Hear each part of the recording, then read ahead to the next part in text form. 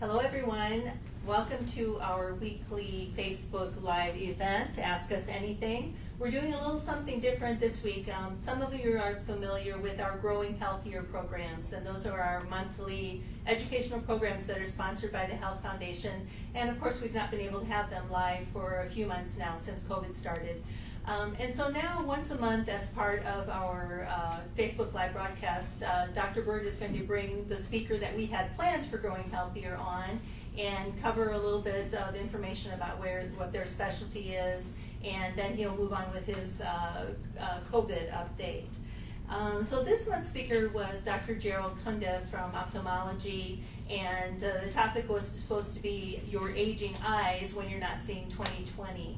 And so he'll be on here just really quickly to speak with Dr. Bird. In August, you can look forward to Mary Martin from Audiology. There is some new technology in hearing aids, and she's going to be talking about that. And in September, we plan to have Conscious Sitter from our digestive disease department, and her program is titled I Have a Gut Feeling. And she's going to talk about lifestyle changes that you can make that can help to reduce your risk of digestive disorders. If you've missed any programs from the past, you can find them on our YouTube channel. Just go to the CGH website under Education or to the Foundation tab and look for the Growing Healthier programs. And I'll let Dr. Bird and Dr. Cundiff get started.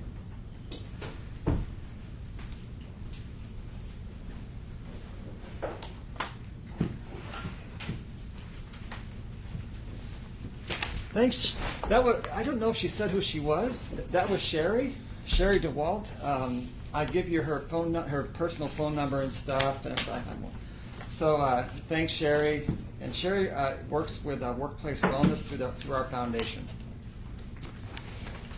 So here we are. By the way, hi, I'm Dr. Bill Bird. I'm the CMO here at CGH Medical Center. And welcome to our Facebook Live presentation. I have Dr. Jerald Cundiff. Hey. Thanks for having me, Bill. Yeah, glad to be here, Jerry. So Dr. Cundiff is an ophthalmologist. That's an eye guy in layman's terms. And we're going to get to some of those questions about eyes, and feel free to send your questions in. I want to start, though, somewhere else, right? So where I want to start with is like I do with a lot of the folks that come on here, and just curious how the pandemic has affected the eye world. Quite a bit, and it's been a drastic shock. And I'd say in my over 20 years of practice, I've never seen anything like it. We didn't quite ground to a standstill, but close. A lot of people have stopped routine care, routine follow-up. Elective procedures were put on hold for quite a while. So it's been kind of a shock to the system. Yeah. Are you as shocky now as you were when it started, or are things a little bit less that way? It's less. Yeah. It's not. It was real scary at first because we didn't really know what we were dealing with, and we've definitely made adjustments, and things are picking back up. Yeah, because when you say, can you see this better or this better or this better or this better, it's not like you're like way across the room when you're doing that. Right. With eye care, we're very close to people, and when we do procedures and that sort of thing. Yeah. So what's your biggest concern, Jerry, when you think about what's going on with COVID? My daily concern would be safety, keeping patients safe, keeping staff safe, still providing quality service. I think we've done a good job of that. Yeah, I think you all do as well. So kind of talk about, like, just for your office, how do you rearrange that flow so that it works pretty well? Yeah. By the way, Dr. Cundiff is in our Dixon offices. Yeah, correct. There's a lot of safety precautions that are going on right now in terms of disinfecting the rooms, trying to space patients out, so just to limit exposure. I think people can expect to see all the staff wearing masks. The patients will be expected to wear masks. Every room is sterilized, or disinfected, I should say, between patients. Yeah. And our staff in the Dixon office are doing a phenomenal job with that. Yeah. You have a pretty big lobby. So some places have folks stay in cars, but I'm guessing you have folks that are in the lobby and then With separation. Yeah, and they're separated. They have, yeah. Okay. Yeah. And, that's affected, efficiency and flow a little bit, but it's, Yeah. they're doing very well. Good. I'm hearing from Rebecca that we're a little soft-spoken. We'll try to speak up a little bit. So, okay, sure. Yeah, speaking of your staff and the folks that work either here in the hospital or the clinics, any folks that you want to particularly just recognize? The technician and surgical coordinator, Melissa Fancher, has been doing a fantastic job. Melissa G., Jennifer, Ashlyn, Wendy in reception there, Danielle. I'm going to forget somebody, but we have a great staff. Like I said, this is an extremely conscientious group of people, and they're taking good care of our patients. Yeah, good. Yeah, I'm getting some good COVID questions too, and just so folks who are listening know, I think what I'm probably going to do, we'll kind of go through our questions that relate more to eye kind of stuff with Dr. Cundiff, and then I'll kind of take on some of those COVID things when we get done with that, just so you know. Yeah, so I'm just curious too. So, how did you end up? Where are you originally from? That's a long question. Let's just say the western suburbs. Okay, western suburbs. That's where I really grew up. Okay, all right. So how does a kid from the western suburbs end up deciding that medicine is a career that you want to get into? And then, because I did a rotation with an ophthalmologist, and I'm like, nope. How does someone do ophthalmology rotations and go, yeah, that's my thing? Yeah, I guess ever since I can remember, except for a brief stint where I wanted to become a park ranger, I wanted to go into medicine, and I don't know what made me feel that way, but I think I thought it was rewarding, and you were doing good things for people, and it was interesting.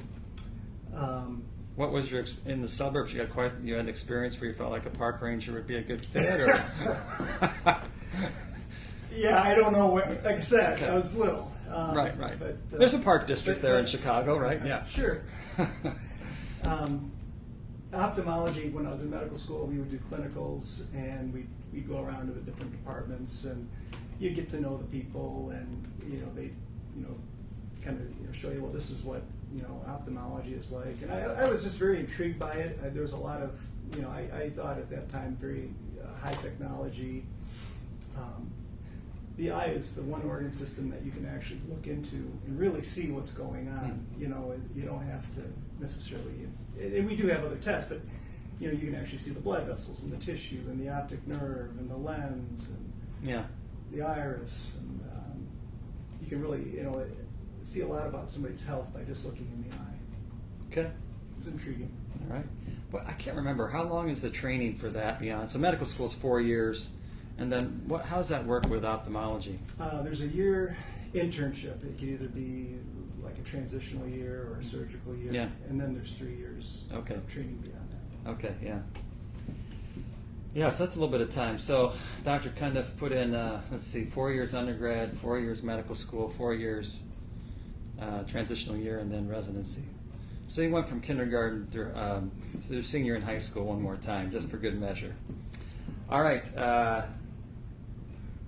Okay, so this growing healthy topic was your aging eyes. Correct. Yeah. So I get a little sense of that, a little, but tell me a little bit. Starts about 40.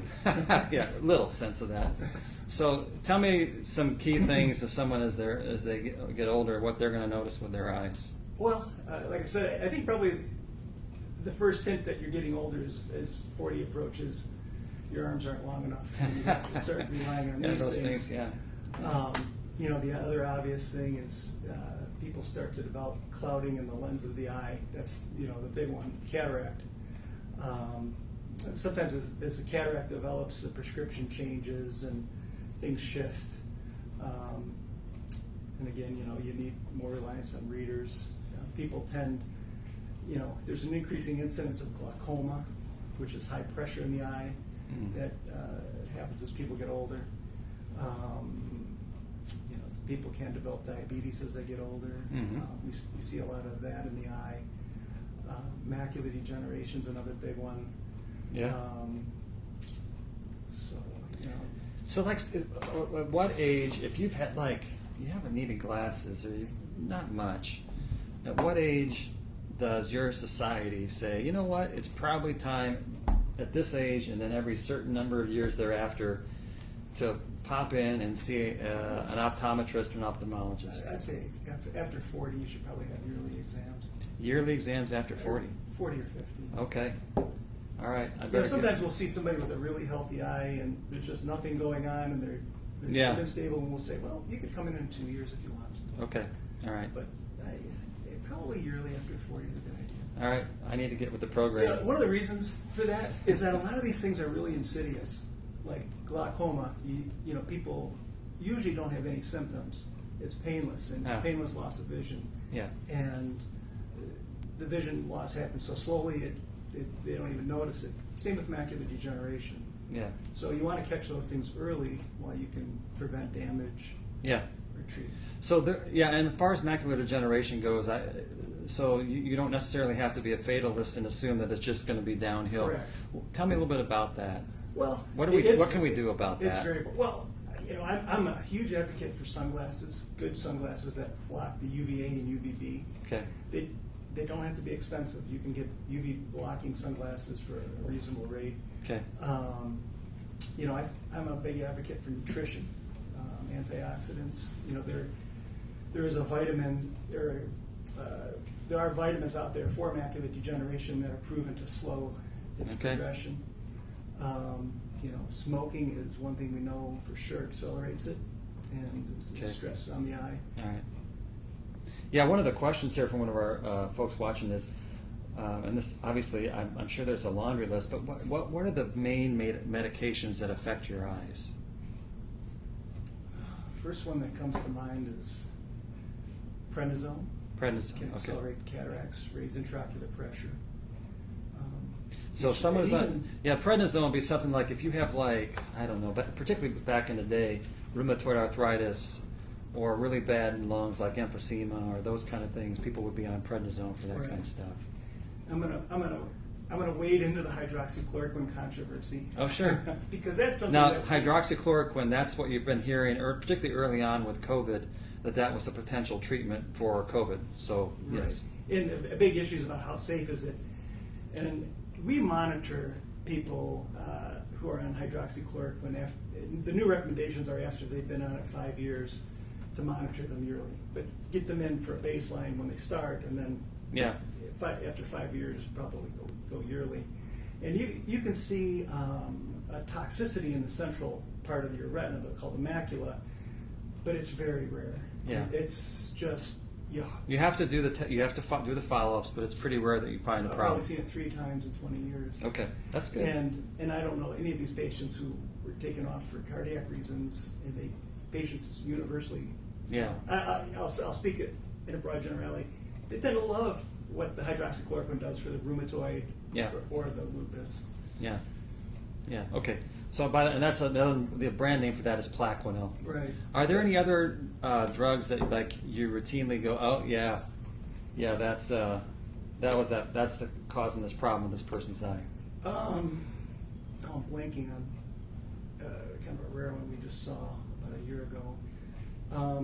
There are some MS medications that can cause macular edema. I think it's Gilenya. There's been some controversy about the statins accelerating cataract. Statins are like cholesterol-lowering medications. Is there yay or nay on that, or is it just still kind of we don't know? I've read both sides. I think it's controversial. Okay. Yeah. So, by the way, if you're taking statins, I wouldn't take this as I need to stop taking them. Just know that that's maybe you're in the bucket like I am, that I need to get with the program and start going to the eye doctor every year or two, just to make sure things look okay. There were some diabetes medications that were used more in the past that could cause Yeah. swelling in the macula. Okay, yeah. There's a question here about I wake up with dry eyes every morning and what causes it. Well, that's another thing. As we get older, our tear production goes down. Might happen more in people who wear contact lenses over a prolonged period of time. That's a part of aging. Generally, we treat it with artificial tears. It might be reasonable to consider fish oil in the diet. Yeah. Is there something you could take before you go to bed that makes you wake up and your eyes don't feel as dry? You could put a lubricating ointment in the eye, like Refresh PM. It's Okay. preservative free. You could put like a sustained gel drop or some other gel drop in the eye, and that might hold you over till morning. Yeah. Okay, good. Yeah, that's a good one to know. And then I'm sure you get this all the time, but how do you determine if a cataract is ripe or ready to be removed? Well, it's probably more, it depends on how it's affecting your activities of daily living. Are you experiencing problems driving, doing what you need to do? From insurance standpoints, there are some insurance criteria they like to see people hit in terms of visual reduction in glare, reduction in vision. But, certainly I've done cataract surgery on pilots and people who were like professional, would do professional shooting and competition shooting, where it was like a 20/25 cataract, but they were sighting through that eye, and they needed better vision for what they were doing. Yeah. Same with a pilot, or something like that. Yeah, so if you're someone who really is, but otherwise... You would do it earlier. Yeah. It's reasonable. Yeah, in general, I know as a primary care doc, typically the folks I see, they've gotten to the point where they get a glare when they watch the TV, they get a glare at night when they're driving. Sometimes if they're trying to read something and it has a little glare to it, like I'm looking here and I have the light is here, the words are kind of hard to pick out. And that tends to be, it seems like for most of those folks, kind of the time when, okay. Yeah, at least start talking about it. Yeah. There's one about, how about heart meds? My eye doctor said it was my meds. Oh, beta blockers can cause some blurring of vision. So beta blockers would be like metoprolol, atenolol. Yeah, but that's not a Carvedilol. biggie. Yeah. Some of those antiarrhythmics, would there be any issues with that? There's one that can cause some changes in the cornea. Gosh, I remember. I'm trying to come up with that name too. If the It's an antiarrhythmic. if the listener could just throw me the name out, then I will get it. Okay, let's see. Causes. Oh, gabapentin. Oh no, this is saying. I don't know if this has anything to do with eyes though. This is more about neuropathy and gabapentin. We'll get to that one later after Dr. Cundiff. All right, so we got a little sidetracked. So we were back. There are antiarrhythmics that can affect your eyes. Yeah. They even cause an optic neuritis, but it's rare. Okay, so some of these medicines, I'm guessing this person's referring to one of these drugs that if you have like skip beats or some type of like atrial fibrillation. Amiodarone. Amiodarone, there you go. But it's pretty rare. Yeah, it is. Okay, so Though we can often see changes in the cornea of the eye, but it's usually not visually significant. Okay. So you can actually tell that somebody's on amiodarone just by looking at the surface of it. yeah, that's the one. Yep. Okay, good. Any other age kind of things that we hit the big stuff: macular degeneration, cataracts. There's a lot of changes that occur around the eye, the eyelids, excess tissue. Yeah. A lot of times, the brow starts to drop a little bit. Yeah. We develop extra skin on the upper eyelid. The lower eyelids can get loose. Yeah. These can contribute to problems. Sometimes the eyelids will turn in and the eyelashes can rub on the eye. Yeah, I've They seen can that. turn out. Yeah. So Those you- can be addressed. We can develop eyelid cancers. Yeah. I've been seeing a lot of eyelid cancers lately, it seems. Okay. So gravity starts working more and more as we get every decade that goes by. For sure. I think you can reverse gravity, can't you? Don't you do Well, some procedures we do- that help we with it? do some You want to speak to that a little bit? oculoplastics. We do address redundant eyelid skin, Yeah. blepharoplasty. We do tighten the lower eyelids. We do remove the eyelid cancers.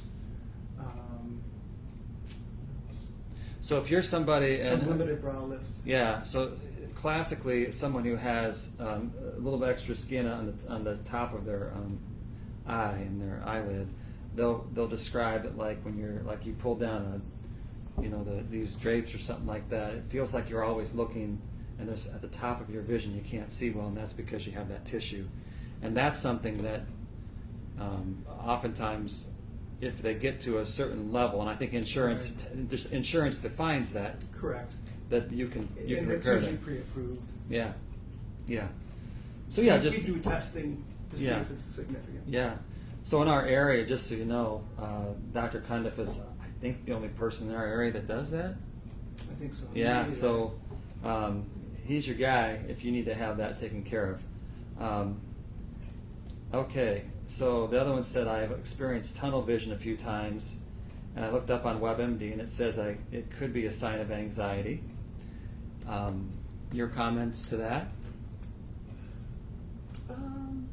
It's possible, you know. I would never say never. Mm-hmm. You know, you worry about other things, you know, maybe intraocular pressure or intracranial pressure. So higher pressure in your brain or higher pressure in your eye itself. Correct. Yeah. Could you have like just brief tunnel vision and it goes away and it would still be that, or does it tend to be there and stay there if you have higher pressure in those?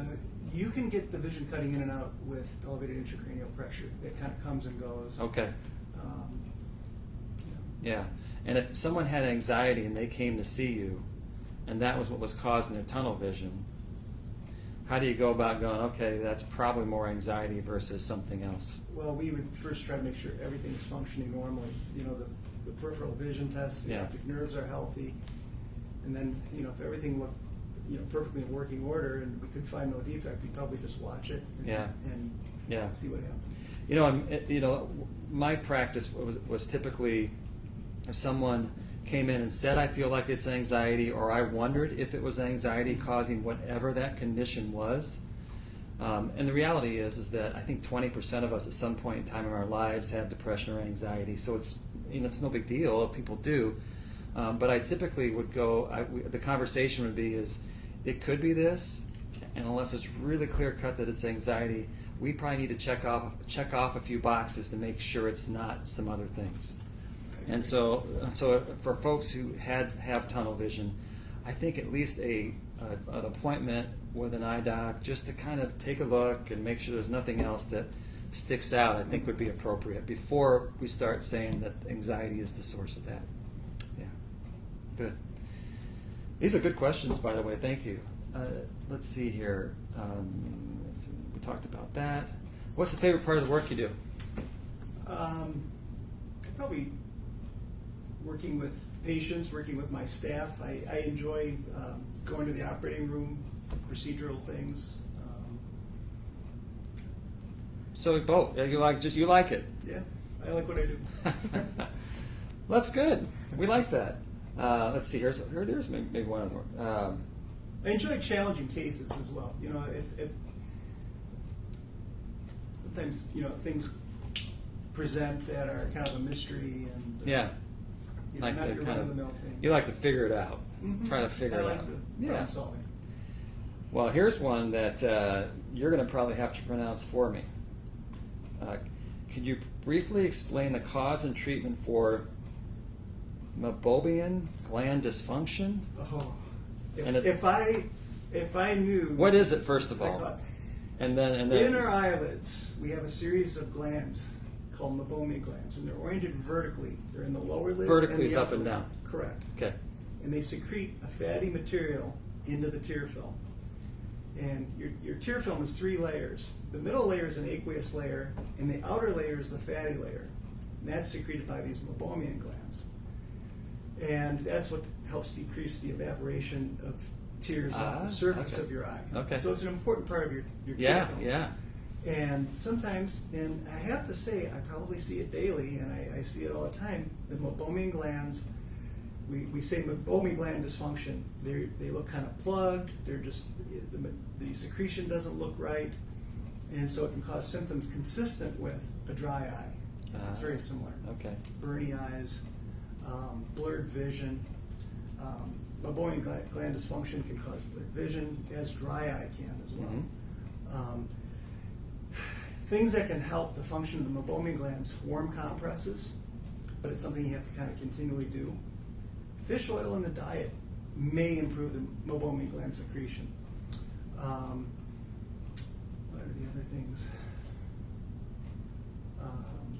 there are some artificial tears that have lipid in them, Okay. there's a brand. So rather than just omega-3 has flaxseed oil in it. Rather than just the water-based, it has some lipid in it. Sometimes topical anti-inflammatories can help, like a brief course of steroids, Yeah. steroid eye drops. Okay. What else? Sounds like it's like, but it's a kind of chronic. thing. Doxycycline in some people might help the secretion. The Okay. glands secrete better. Yeah. Yeah. Okay. All right. That falls under the bucket of under the bucket of something new to learn today. Thank you. Appreciate that. Good. So I am towards the end of my questions with Dr. Cundiff, but I want to give everyone a chance. If there's anything else that you wanted to, you've had some good questions. I want to make sure you give a chance to answer those. So, going as I'm not an auctioneer, but going once. Go. The first time you had the tunnel vision, you should come in and Yeah. Tunnel vision. Come on in. Have Dr. Cundiff take a look at you. Okay. Hey, I appreciate you coming on and spending some time with us.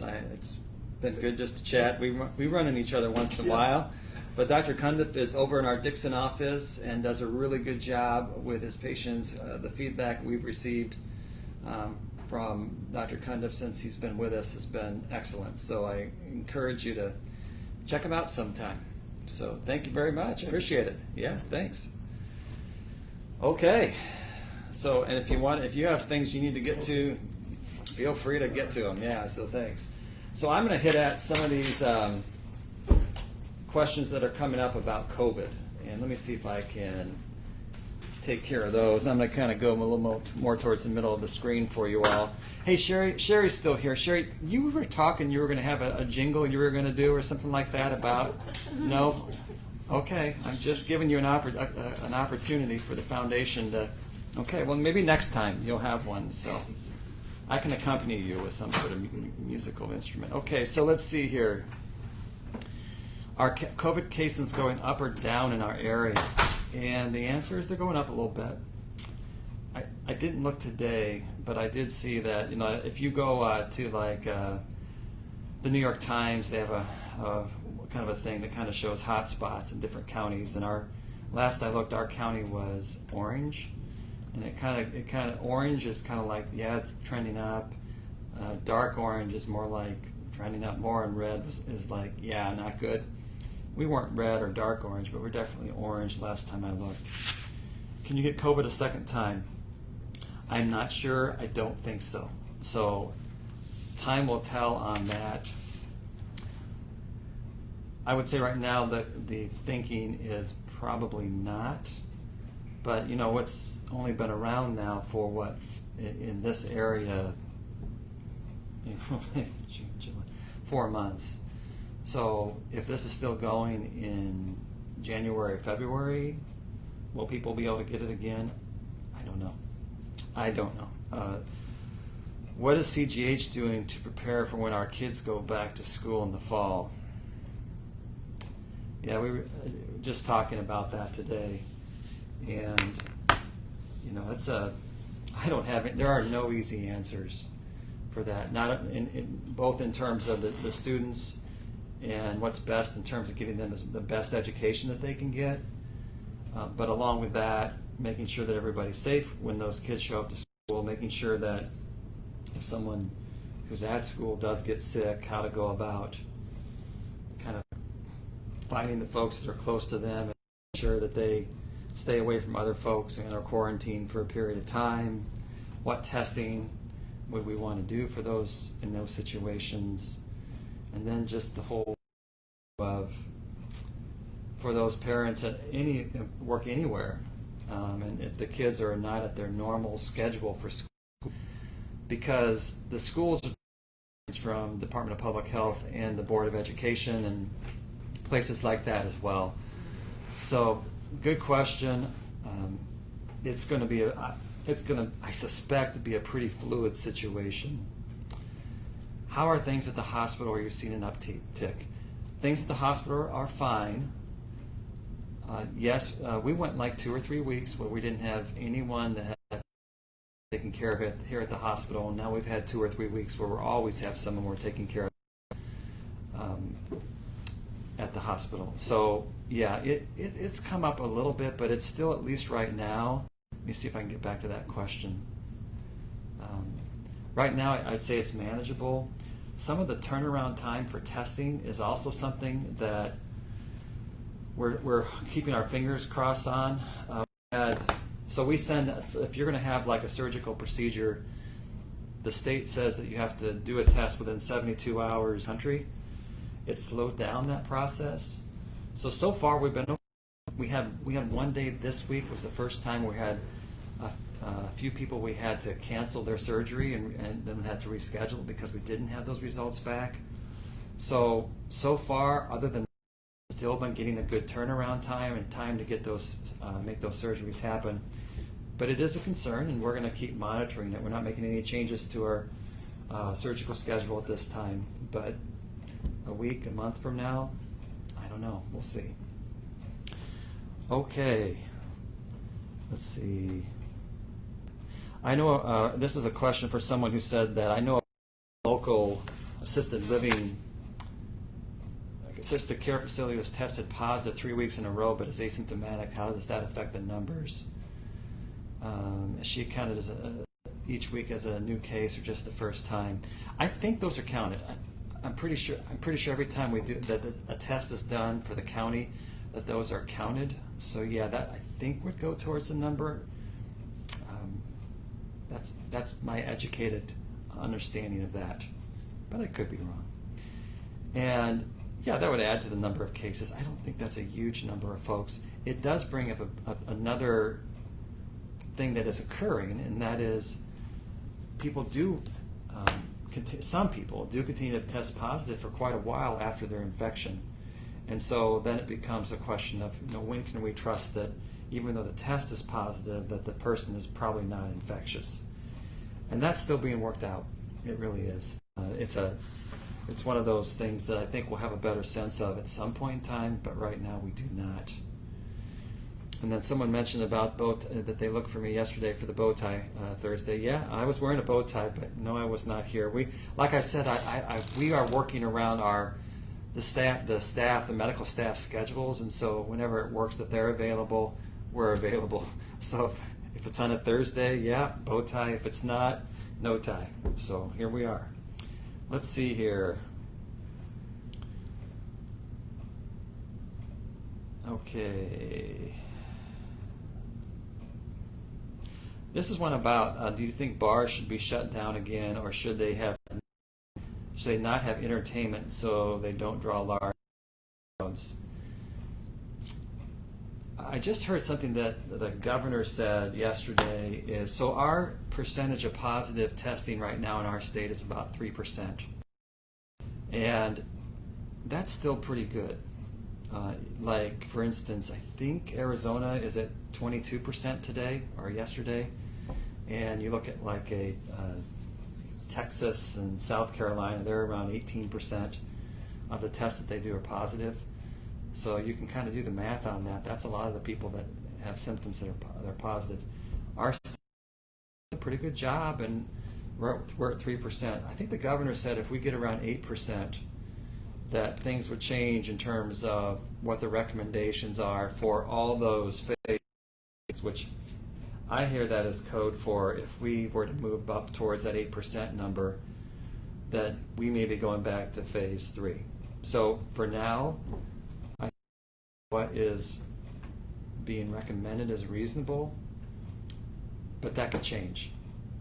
The one thing that has been a big topic of conversation in the last couple of weeks is about masking. And I remember when we started these Facebook Lives, there wasn't a recommendation for the general public to mask, and now obviously that is the evidence is pretty clear that that's a good thing to do. So I think rather than changing what the state is recommending for social distancing and what places should be open and shouldn't be open, I think for me it would be more about encouraging, I hate to use the word mandating, that folks that are in situations where they're in an indoor confined space, that they wear masks if they can't social distance, or even if they can social distance. That's a good thing to do. So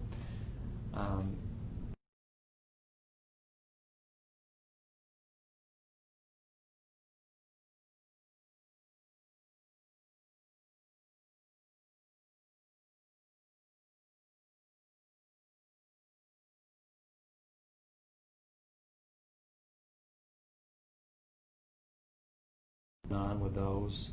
There's a company, I think, Moderna. I think they're out of Boston, and later this month they're going to start doing phase 3 trials with, I think, 30,000 people.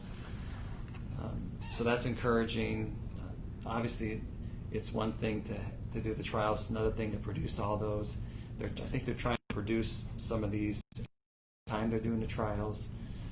So I'm hopeful that way sooner than we've ever experienced before, that we're going to have some sort of vaccination that will help with the situation. And then there's a comment here about everybody's having anxiety in general, maybe not know it. I think that's about the tunnel vision thing. Yeah, there's no question that mental health wise that this puts a strain on everyone because of how we're having to go about living and going about our things that normally we took for granted. So yeah, it's very human to have anxiety about that, and that can cause and does cause the I think that anxiety does play itself out in a lot of us in how our stomachs feel, how much sleep we do or don't get. The one viewer's comment about tunnel vision, there's no question about that. So, yeah, it's true. Okay, next question. How will the administration's change of all hospital COVID reporting to not go to the CC impact our area's reporting and transparency as a whole? So yeah, I think it was a couple of days ago, Health and Human Services, which is agencies, basically, rather than sending your information about what percentage of your how many patients tested positive, how many patients are in the hospital, all the things related to this pandemic, it had been going to the Center for Disease Control, or CDC, and now it's going to go to Health and Human Services. And this viewers ask, in effect, what the information we get and how we know what is what as far as COVID goes. Really good question. Not such a good answer in that I don't know. I really, I'll have to look into that a little bit, and maybe next week can kind of speak to that, and by that time I think we'll have a better sense of how that's going to affect the flow of things. I'm a little bit leery about this far into the process changing that. I'm not quite following that. There's a part of me that wonders a little bit about that and the wisdom in that. But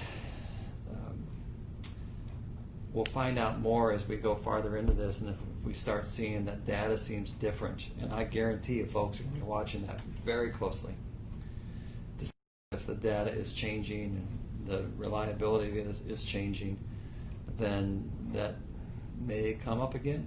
So, good question. There's one other thing I wanted to mention that I just happened to this week, that for those of you who are watching or will be watching this, who have kids or grandkids or know of, anyhow, I thought it was really sobering. The World Health Organization, or WHO, just mentioned that they're concerned that the lack of childhood vaccinations, in other words, as a result of this, childhood vaccination rates have gone down significantly, that may end up causing more damage than COVID will cause if you look at the world's population. Very sobering, very fixable, and that is, if you know someone, if you are someone who has kids who have gotten behind on their immunizations, please, please, please, the benefits of getting into your doctor to get those taken care of way outweigh any risks of doing that. So I strongly encourage folks to get back in the saddle and get those done. So I wanted to share that, and every week I thank our folks here at the hospital and the work that they're doing. I just once again want to thank the folks that are in the dietary department. They get a lot of steps in every day here at the hospital, and I see them going all over the place. And like I said, they've been able to come up with some solutions for masking that allow some of our lunch containers to carry our masks, and I have mine over there. So they do great work in the dietary department. We have opened it up a little more in terms of folks that can sit in there, but there's a lot of distancing and restrictions for folks that can sit in our cafeteria right now. So once again, want to thank all of you who I thank you for those of you who are hearing this, your willingness to control what you can control, which is to wear your masks and distance and do the right things, and really appreciate it. We in the hospital, whenever I walk around in the community and I see community members and I see our staff doing things that are helpful, that keep everyone safe, it warms my heart, because boy, we obviously know the situations is not always happening, and so every one of us has an opportunity all the time to try to do the right things, to try to stay safe, to keep other people safe, so